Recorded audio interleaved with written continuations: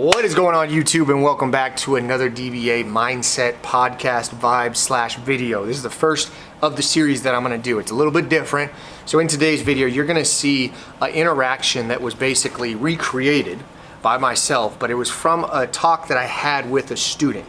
And this is something that I see at the beginning of every single year. And I not only see it in my students, but I also see it in adults that are my age, older, whoever. The topic that I wanted to talk about with this student was learned helplessness. Now, if you're watching this video and you're like, oh, I'm not gonna pay attention because I'm not a student, don't, okay? Because it pertains to everybody. It pertains to myself, it pertains to anybody who thinks that they can't do something. Now, I see it frequently in high school students. That's why obviously I thought I would recreate the situation that I had with the student. So as soon as the conversation was done with the student, he left my classroom, I figured, hey, you know what? I was in drama, let me recreate it. And I'm gonna let you guys know this exact conversation happened with one of my students. And the conversation was basically talking about how he had this certain belief that he was dumb in math. And he couldn't pass math, and he always struggled in math, and he wasn't smart in math. And in this video, you're gonna see that basically I debunked that myth, and I completely called BS on it, okay? Because it was a lie.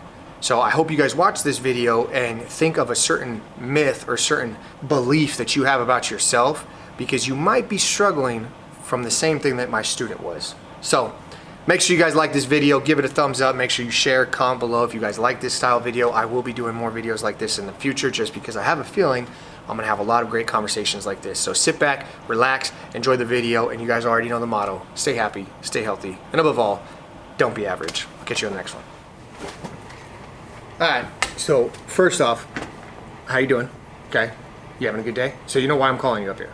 Yeah, I want to know why you did not do the assignment. It was a very easy assignment. It was just basically talking to the person next to you, getting to know them, and you were in a group. So there should have been really no reason why you didn't do the assignment. What's that mean? You can't tell me I don't know. I need an answer. You're not in trouble or anything. I just need to know why you didn't do the assignment. Okay. So you just didn't feel like talking to them. Can I take a guess of why you did not want to talk to them? Do you know the person that was in your group that you were supposed to do the assignment with? No, right? You never met them? Okay. Do you like talking to people? No, not at all, right? It's very uncomfortable.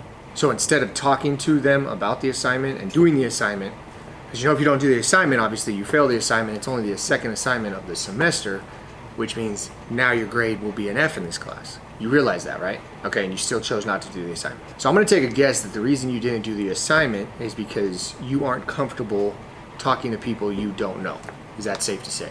Like if I would have put you in a group that you actually know the person, would you have done the assignment? Would it have been a little bit easier for you? Yeah, of course, it would have been easier.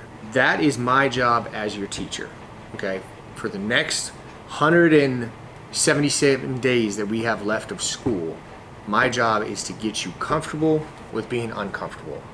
No high school student, actually I know a lot of adults that don't like to talk to people, especially people they don't know. That was the point of the assignment. One, I wanted to see what students would do in a tough situation where they have to talk to someone they don't know.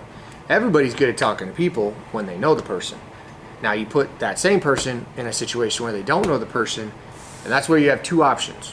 You either fight or flight. Do you know what fight or flight means? Okay, so fight means like, I don't want you to fight the student, but in this situation, that you're fighting that uncomfortable scenario, right? So the uncomfortable scenario is you don't know this person in front of you, therefore you don't want to do the assignment because it's very uncomfortable. So you can choose to fight it, which means you're gonna fight through the uncomfortable part, and you're just gonna do the assignment regardless. You're gonna push through that uncomfortable situation just so you could do the assignment. That's the fight part. Now you did not do that. You did the other option, which is the flight part. So the flight part is you say, no, there's no way I'm doing this. I'm done. I'm getting uncomfortable. I'm going to go back. Okay? And that's what you did. You literally got up out of your seat and walked to the back of the classroom, didn't even do the assignment. So you chose to fly, right? And you chose the flight way because you were uncomfortable. And I have an issue with that. And the only reason I have an issue with that is because what you are doing mentally to yourself is you are teaching. It's like a muscle, right? If you work out, it's like mind-muscle connection. Like I know how to sign my name because I've done it so many times. Like when I brush my teeth, I always use my right hand. It's mind muscle. It's just a habit. Just like I built those habits by doing it over and over and over. What happens with students is they do certain habits over and over and over, and they think nothing of it. and they run from uncomfortable situations to try and be comfortable. The problem is when you get into the real world, you are trained that any time you feel uncomfortable or you feel like you are approaching an uncomfortable situation, you are trained to flight. And my issue with that is you're eventually gonna have opportunities that are presented that you will never know they were an opportunity because you chose to flight, right? And you may be thinking like, Dettorre, that's never gonna happen. How do you know the person that was in your group may have been the person you end up with the rest of your life? How do you know that the person that was in your group wasn't gonna be one of your buddies? How do you know that person that you talked to when you graduate from high school or you choose not to talk to could have led to an opportunity? And this is just in speaking. How many opportunities will you miss out in life if you choose to flight just because it is very uncomfortable? And the chances are you chose to flight because you've been in a situation where you've been this uncomfortable before and you chose to avoid it. And so that's what we're gonna be working on. That's me specifically with you over the course of this year is I'm gonna try and get you very good at being comfortable in uncomfortable situations. But in order for me to do that, you gotta give a little. You gotta try and step out of your comfort zones. So for instance, next Wednesday when we do this same assignment and you're with a different person, I want you to try your hardest to try and get uncomfortable. Just do the assignment. Because one, do you want a bad grade in this class? No, of course not. You don't want to get a bad grade. But by you not doing the assignments, you're choosing to fail because you're trying to avoid an uncomfortable situation, which is going to lead to another uncomfortable situation because in 6 weeks, 5 weeks, whenever this class is over, at the end of this year, we're going to have an uncomfortable conversation of why you're failing my class. And I guarantee you this, and correct me if I'm wrong, in all your other classes, when you get uncomfortable with a certain assignment, like say you don't understand the material, what do? Do you do the assignment? No. I'm guessing that you flight from that. Because again, what have you been training yourself to do? Flight, right? So like what's your subject that you struggle in the most with? Is it English, math, science? Math? Okay, so you don't understand math, you think that's gonna be your hardest subject? No. Okay, so this is what I was telling you yesterday, okay? I do not care what you did in the past. I don't care what you did in 6th grade. I don't care what you did in 7th grade. None of it matters. I don't care if you failed math in 6th grade. This is math now. This is a brand new year. And let me ask you this. In math class, those classes that you failed, did you give 100% of your capability in order to pass those classes? Look me in the eye and tell me that you gave 100% of what you were capable of. There's no shot. Exactly. You didn't try at all, huh? How can you sit there and tell me you're not good at math and you've never understood math when you've never given it 110%? Even 100%. If you've never given it 100%, then that's not you. You showing up to class and not giving 100%, that's a knockoff version of you. So you can't sit here and tell me I'm dumb in math and I'm not good at math when you've never given 100% at math. If you've given 100% and you're like, hey, it's just really hard, okay, then we make adjustments. That's a different story. But 90% of the students that come through my classroom, they don't give 100% and then they say they suck at something. And that's where I get pissed. And I don't accept that.